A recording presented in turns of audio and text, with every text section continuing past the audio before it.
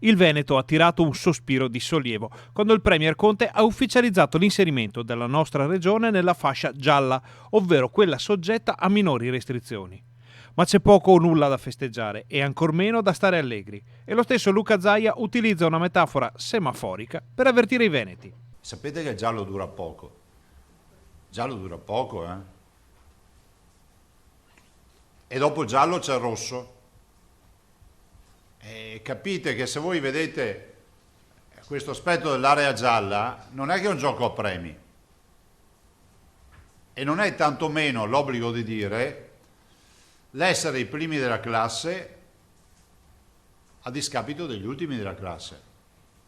Guardate che nel Covid può accadere di tutto, può anche accadere che fra una settimana siamo qui a raccontare di migliaia di persone ricoverate. Questo vorrei sottolinearlo. Il destino dei veneti, insomma, è nelle mani di ognuno di noi. C'è una componente della classificazione che ci fa passare da area gialla ad arancione o rossa, semplicemente in capo a noi cittadini. E da cosa è rappresentata? Dal numero di contagi, dall'R con T. Cosa vuol dire R con T? Che se l'R con T è 2 vuol dire che ogni persona contagiata può dar vita a altri 2 contagiati.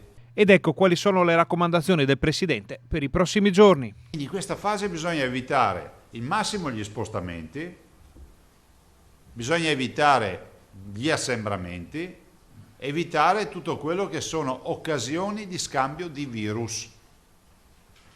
Io ho l'obbligo di dirvelo,